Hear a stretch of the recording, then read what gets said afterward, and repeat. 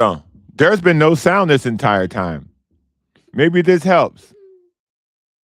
My bad, y'all. Like I said, I was moving some things around. I was trying to get things. I was trying to get things lined up. So, like I said, let me. Oh, now I should probably start over. I'm John Brown. This is the John Browner Podcast.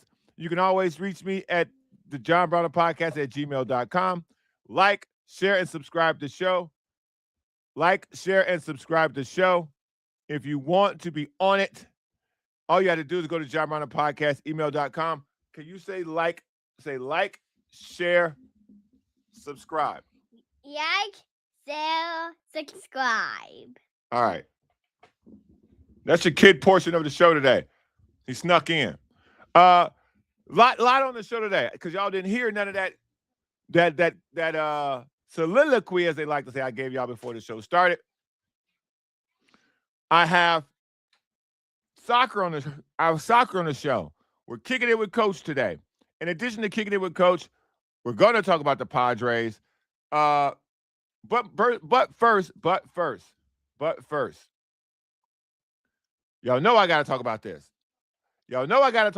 As technology took his step.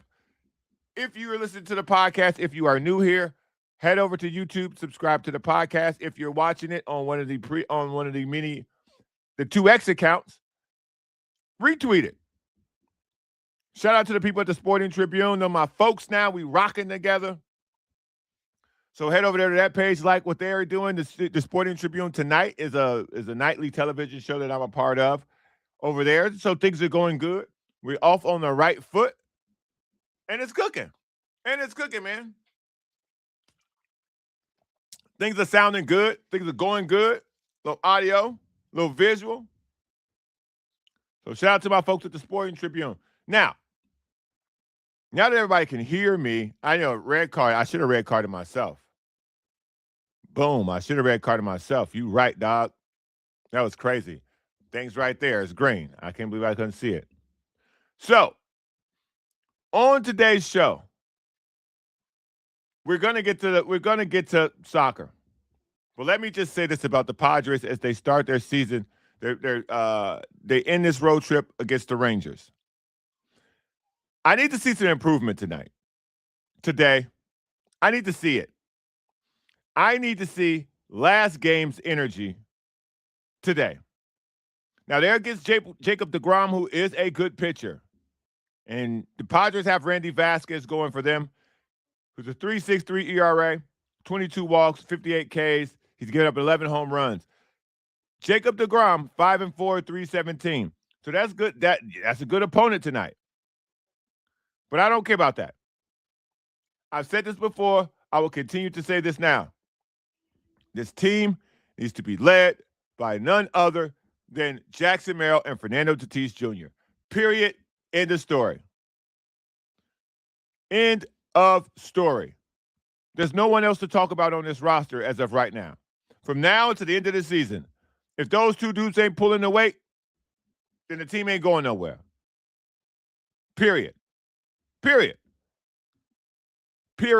Pump blank, period. All right, listen, Coach is here, and I want to get to this. Our Kicking It with Coach segment, by the way, technically, I want to do technically, before I bring them out, technically, our Kicking It with Coach segment is 2-0. Technically. We had them on to get our feet wet, to talk SDFC soccer. They won. Okay? We had them on to talk World Cup. They won. There's no pressure on this segment. Just quite possibly the World Cup. That's it. That's all. Soccer knowledge. Bang. What's up, brother? How you doing? My man, how are you doing today, man? I'm excited for the kickoff at noon. Are you going to watch it? Am I going to watch? I'm fired up. Look, man, I said this on a previous show, and I know you've been busy with camps and running your business. I said this on earlier in the week. For the person who is a novice fan, I don't really know any of the rules. The box in front of the net, I started just calling it the box. I think I called it the net box. I don't know what that's called. group play on, I think it was Tuesday or Wednesday, whenever it was Messi had the hat trick, Mbappe had 2 goals, and that huge thing from Norway had the 2 goals. From a just a simple viewership standpoint, that's what you want from the novice fan. That's how you get a guy like me plugged in, and in addition to that, you get the U.S. to win, to score 4 goals and win 4-1.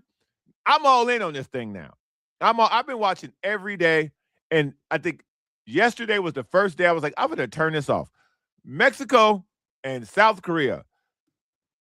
South Korea is the most boring brand of soccer I have ever seen. And maybe because, again, when World Cup comes, that's the only time I really pay attention. I've seen MLS games more entertaining than what I saw from South Korea. That's criminal. They should kick that out the tournament, man. You're the guy to break this down to me. Please tell me that was strategy and not lack of talent.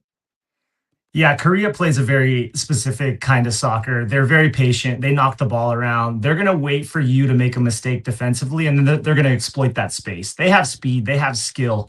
But yeah, it was a little bit lackluster in the sense of what we've been watching, where everything has just been explosive, dynamic. The stars were starring, right? The names that you want to see scoring goals are scoring goals. And South Korea does have a really big star. His name's Son. He plays on LAFC.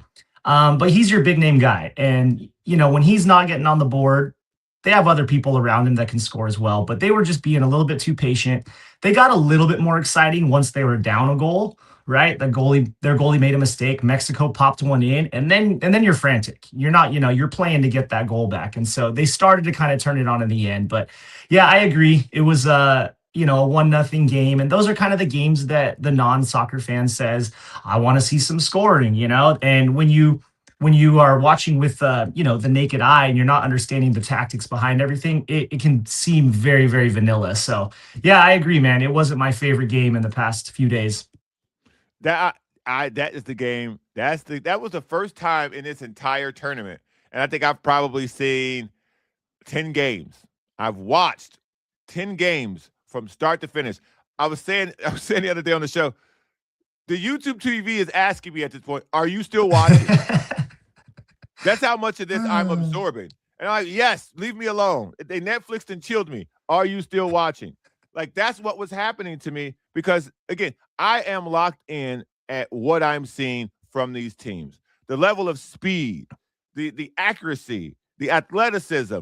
Now, for me, I don't necessarily know what great goalie play looks like. And I'm looking at this like most of these guys, like, he should have got that.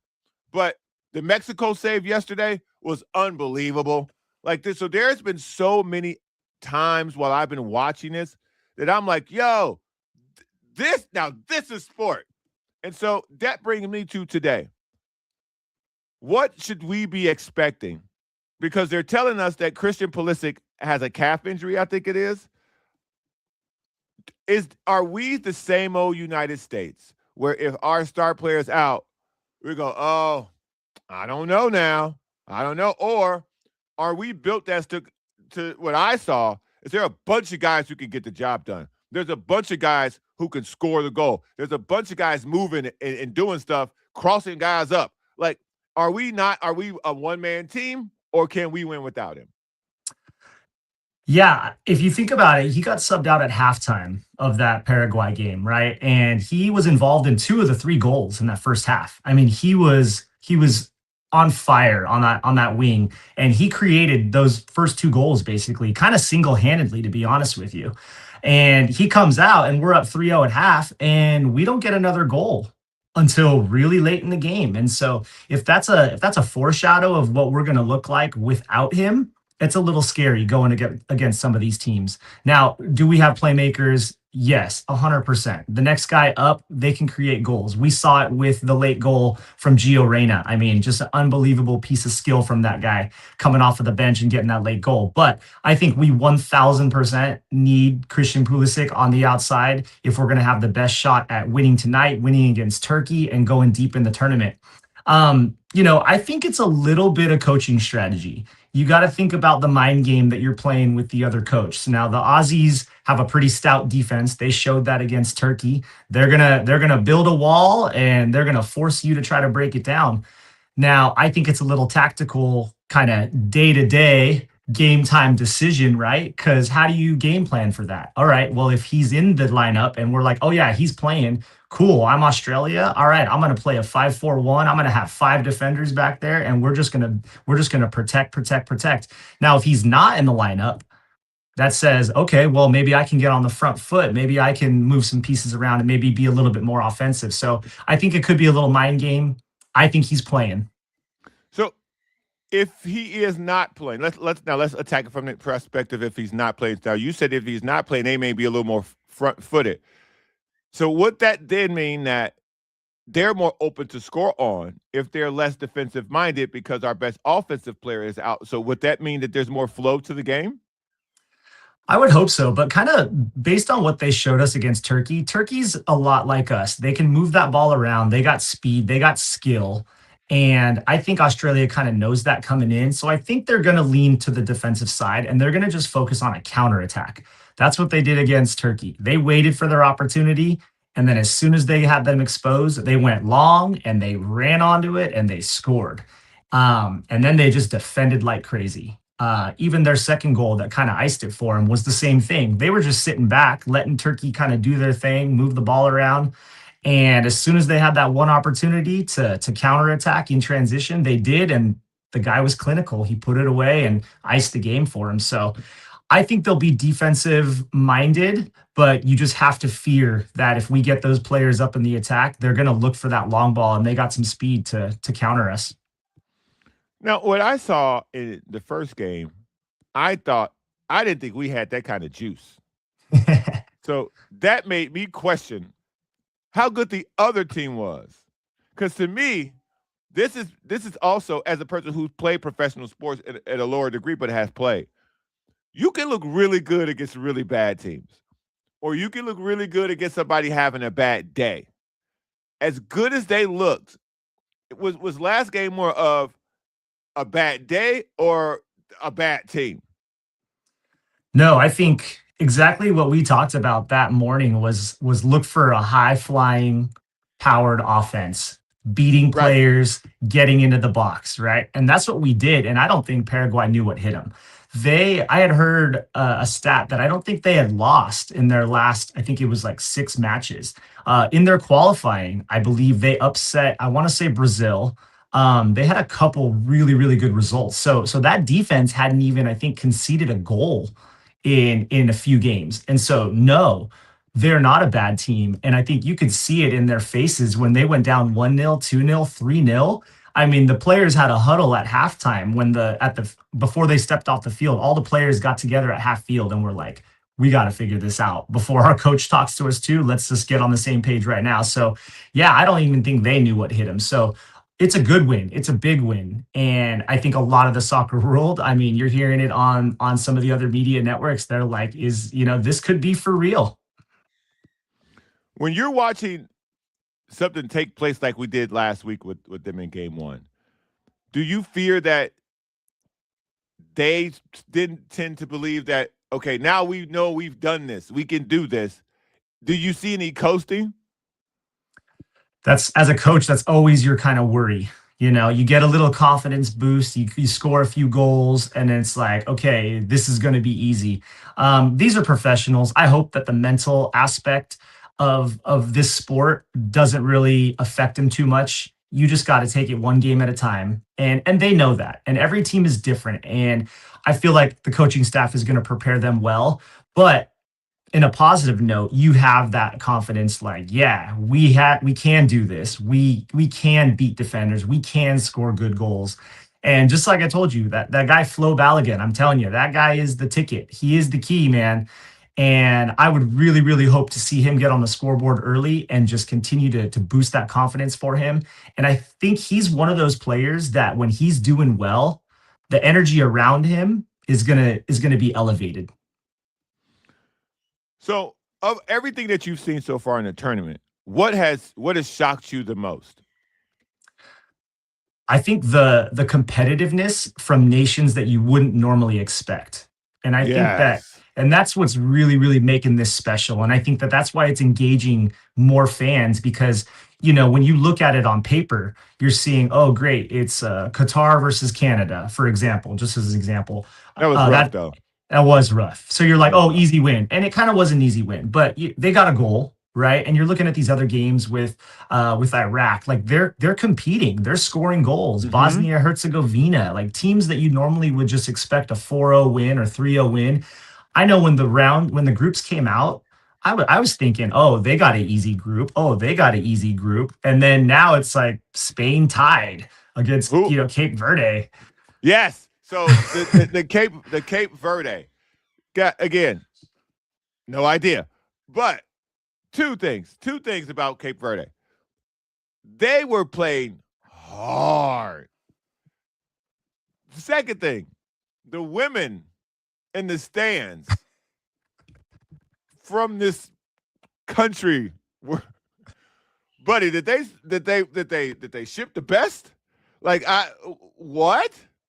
They're bringing it. The fans are bringing it, and they're showcasing their fanship in all aspects, and it's beautiful. It really is a beautiful thing. I mean, you see the kids, you see women, you see men, you see elderly men, you see grandmothers, and it's beautiful, man. It's such a big event worldwide. I mean, I love seeing the emotion, players scoring their first ever World Cup goal and crying on the field, which, someone's like, you scored a goal. Why are you crying? But it's that special to that many people in this world. I thought the Mexico South again, the game, the actual physical game was boring and ugly, but the atmosphere in there. And I didn't think that they were booing. I thought the booing was for South Korea. They're like, "Hey man, play the game." Cuz I almost booed cuz technically again, I don't know enough to really be able to break down any intricacies. Mhm. And I know I don't know enough because I know enough about other sports to be able to tell you what I'm seeing. And to that they're booing, but I could break down why they're booing and why they're not playing in a particular way. But when I'm watching soccer, I don't know any of that. I'm just watching for something cool to happen from the little that I know. And I heard the Mexico crowd booing because I was booing. I was booing South Korea. Every single time they kept kicking it. Like I'm not watching for this. And I think the people of Mexico who were there in Guadalajara, they're like, yo, we didn't pay all this money to watch y'all kick the ball back and forth. Play, challenge. And once they did get scored on, I was so happy they got scored on because I was at this point, I'm like rooting for Mexico to win by 50. You did see South Korea actually look like they belonged on the field. Because initially, it really didn't feel like they belonged on the field. But once Mexico scored and they had to start pressing, then they looked talented. Then they looked fast. Then they looked like they had a game plan. But before then, man, I was questioning why they even be on the field. And so with the ambiance, even in the Canada game, now it's easy to root when they just keep scoring, but the energy around every single one of these stadiums, the energy for the no-name teams, the no-name countries, the energy for the home teams, it has been absolutely off the chart. And so when I'm looking at Seattle tonight, what are we thinking about score-wise? I think we're going to give them a run for their money. I think we're going to show the rest of the world that what Australia did against Turkey can't be repeated.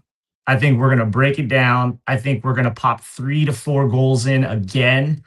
I'm going to say Balogun has at least one and an assist. And I think we're just going to take care of business. I think that we're going to control the game. I think that we're going to control possession. I do think that we may concede a goal. The goal that we conceded against Paraguay, I kind of saw that coming. It was a long goal kick from their goalie. It was a bad header clearance, and then it was a botched clearance with the guy's foot. I mean, everything that could go wrong in one play happened, and it just popped out to guy, and bam, goal.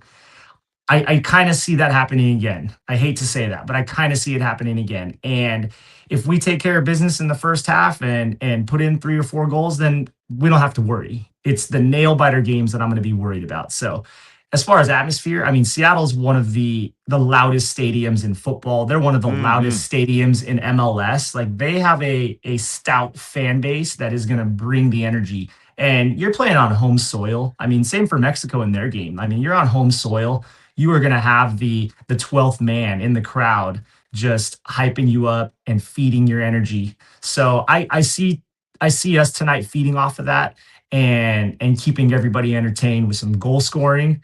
And maybe we get a little magic again, like the Gio Reyna goal. That was unbelievable, man. So I want to see that guy pulling some tricks out. Now again, I don't necessarily. I'm not privy to everything uh referee wise in the sport. How big was yesterday for having all three women officials at the game? It's funny you say that. I noticed that right away. I thought it's great. I think we need more of that. I mean, at the end of the day, it's a job, right? And just like in our world today, like women and men can do the same job. That's just the way it is. And sometimes there's women that are better than men at the job, right? That's just the way it is. And so I can appreciate that. I mean, men referee women's games all the time, right? But nobody ever says anything. It's not, oh, that's just normal, right? But this should be normal. This should be a normal thing. In my competitive games that I coach, we have female referees, we have male referees. I think it's just whoever you get. We want the best of the best, and if they have the licensure and the certifications to referee a game of this caliber, then yeah, put them in. And that's one of the things that when it comes to any sport, I think that making a big deal out of the women being the first time to do something of this nature this late in our society is always a negative mark, in my opinion. As much as we herald it, this is the first time all women like that shouldn't be a thing. Like when every time there's a Super Bowl and people have to be, oh, there's two black coaches in the Super Bowl. This shouldn't be. It is a thing, and it should be something that we should be proud of now as a society. But it shouldn't be a thing. And so I was happy to see that. I didn't necessarily know the magnitude of it because I don't know what it's like in other parts of the world and how often women referee, but I can imagine it's slim to none if it's not an actual women's game. And so to have three women officiating a men's game, I thought that was dope, and I wanted to get your take on that. Uh, Another thing that I want to talk to you about before you go on the outlook of the tournament, it has been increased from 16 to 32. Do you think that's given the pool play more activity? Do you think that's why teams are playing harder? I think it's changed it in a couple of different ways. I think it's changed it in the sense that those teams that maybe do go down a goal, they still have something to play for. They still have the goal differential that they want to keep down. So like some of the tiebreakers are head to head, and then it comes down to goal differential. How many did you score? How many did you allow in? Right. So even if you're losing in these games, you can't just throw in the towel. You still have a chance to compete and to qualify for the next round. I think that that's changed the dynamic a lot. And I think the other thing is that I think some of these countries are kind of motivated by the fact that hey, we actually have a chance. I think sometimes these countries may go into this and they're just thinking, okay, we're going to be three and done and we're out. And that's sad to think. And now they're like, we actually have a fighter's chance to get through as a third team, right? And I enjoy seeing that, and I think that that's part of why we're getting such good games in the group play. Is teams are going down a goal or two goals, and they're still playing super hard, even to just score a goal to lose 2-1 instead of 2-0. So I think that it's got a lot of positive notes to it. We're obviously going to have more knockout games, which is going to increase the fanship. The one thing I'm worried about is I hope that in the knockout rounds we don't get blowouts, because Mm. you're going to end up with one seeds who are playing these three seeds or wild cards, if you will, and there's going to be some disparity, right? And so I'm worried that in the knockout round it might be a little watered down. I hope not, though. See, I'd liken this to the field of 32 in the men's NCAA tournament. Yes, it feels like it's lopsided, but you might get a 0-0 game that comes down to shootouts because the team, they have nothing to lose. Like if you play Spain or if you play France or if you play Norway, you ain't got nothing to lose, man. Like no one expects you to win, and all you have to do is beat them once, and you'll never see them again. And I think that's the spirit behind adding more teams to the knockout round because now it becomes the pressure's on everyone. Yes, you should win. Will you win? And from what I've seen in this tournament, and we talked about this earlier, from what I've seen from this tournament, the way that every single team, with the exception of Qatar, has absolutely competed with everything that they had. And the results show for themselves. And so I think that the adding more teams can only make the tournament more action, more intense. But we'll see. Yeah, I love it, man. I think it's bringing some of those teams down to earth. I think Spain was brought back down to earth. I mean, they were a big favorite to win it. I picked Spain amongst my friends to win it all, and so bringing them back down to earth is awesome. And it also gives those other countries that are going to maybe see them in the next round, hey, Cape Verde tied them. How did they do it? One of my biggest strengths as a coach is I love watching film. I love breaking teams down, and so every game you get, you're getting more film by the time you get to that knockout round. And so I loved it, man. Cape Verde, those guys they left everything on the field and they just, I mean, you saw it after the whistle blew. They were happy, but they like laid down. They were like, I just left it all out there. And that's all you can ask for. And they were rewarded with that point. So it's beautiful, man. So this has been a refresher for me in the game that I really, again, like I said, I forgot how much I liked it because it's been so long since I've seen this level of competition and this level of skill versus this level of skill. And so I know some of these guys are in the MLS, and I know some of these guys do play here in America, but it doesn't look like this. It doesn't move like this. It doesn't feel like this. And I think every time I watch something like this, it just reminds me of how far we have to go and growing the game here. So I think if we grew the game better here, the results would begin to show here on the field locally in our major leagues here. So I'm excited about today. I'm excited about what's to come. Give me a final score. Give me a breakdown of how do you think it's going to go in a good way, and if things go wrong, what should people be looking for? I think in a perfect world, I think we go into halftime up 2-0. I think Pulisic plays. I think Balogun gets a goal. I think Pulisic just creates some havoc on that outside. And I think we get a couple of goals. I think we go into halftime 2-0. I think we come out of halftime and I'm going to say we probably concede a goal. I think we come out maybe a little bit too conservative. We got a 2-goal lead. We've been here before.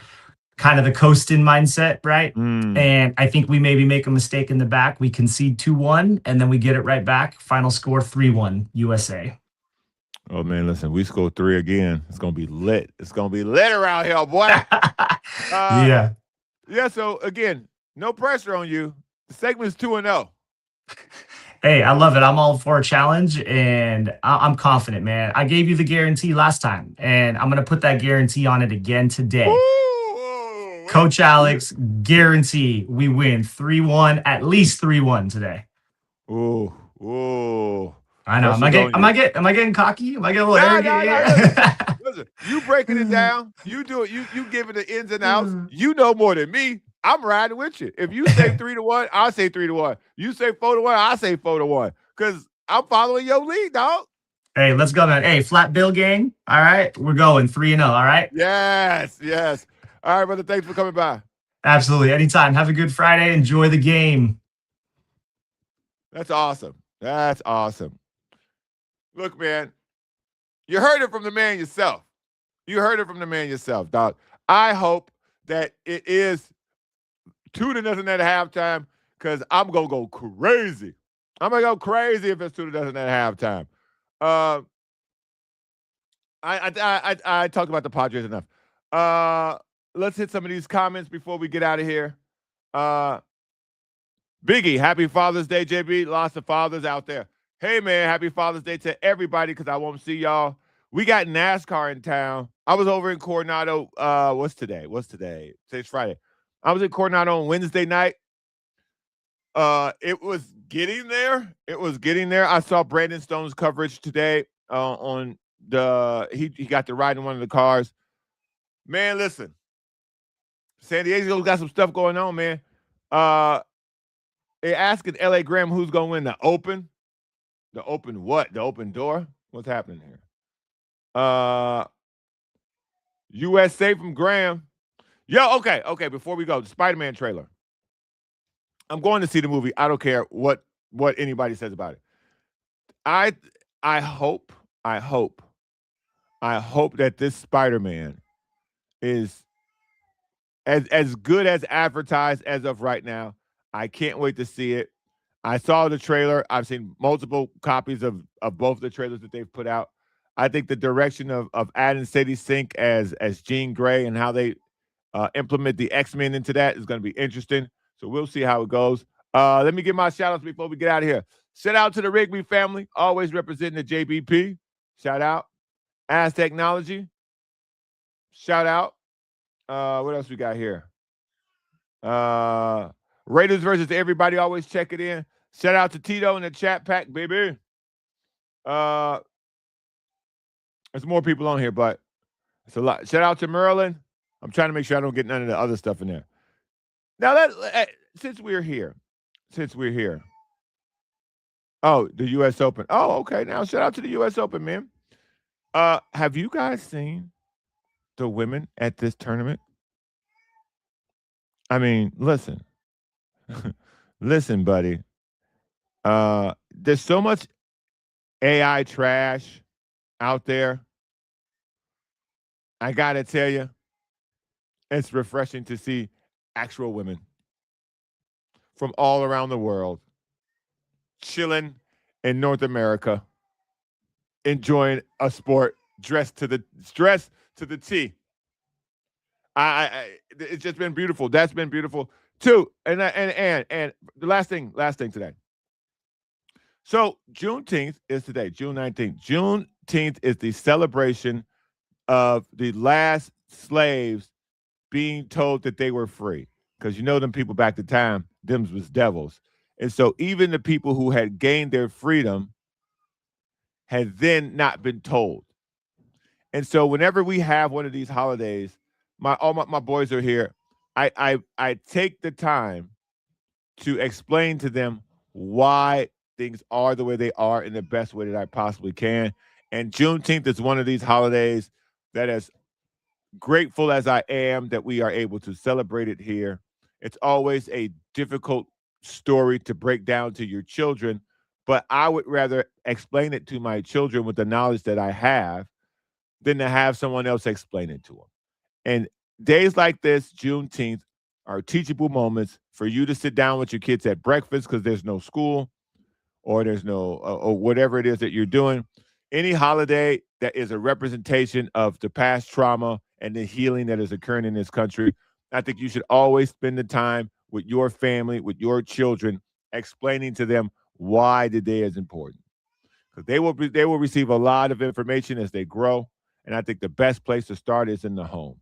So regardless of how busy you are during the day or whatever, how tired you feel at night, take the time once a day, if you can, when it's a holiday present, to explain why we are celebrating this holiday. And I think what you will find is educating your kids on what you believe goes a very long way in giving them stability and giving them a solid foundation when they go out into the world. So shout out to America. America, let's get this dub, baby.